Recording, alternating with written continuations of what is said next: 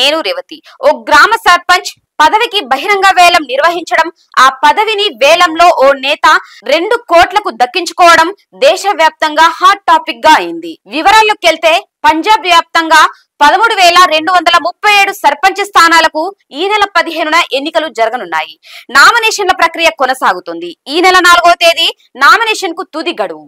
ఈ క్రమంలో ఇప్పటికే కొన్ని స్థానాలు ఏకగ్రీవం అయినట్లు ప్రకటనలు వచ్చాయి. అయితే ఈ పోలింగ్ ప్రక్రియలో సంబంధం లేకుండా ఓ గ్రామంలో సర్పంచ్ పదవికి వేలం పాట ద్వారా ఎన్నుకోవడం, అది 2 కోట్ల వరకు పలకడం తీవ్ర చర్చనీయాంశమైంది. గురుదాస్పూర్ లోని హార్దోవల్ కలన్ గ్రామంలో సర్పంచ్ పదవికి వేలం పాట నిర్వహించారు.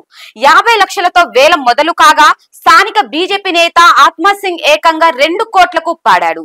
గ్రామానికి ఎవరు ఎక్కువ నిధులు ఇస్తారో వారిని సర్పంచ్ గా ఎన్నుకుంటారని సదరు నేత చెబుతున్నారు. ఈ వేలం పాట ఎన్నికపై రాజకీయ దుమారం చెలరేగడంతో అధికారులు స్పందించారు. గ్రామంలో జరిగిన ఈ వేలంపై జిల్లా కలెక్టర్ దర్యాప్తునకు ఆదేశించారు.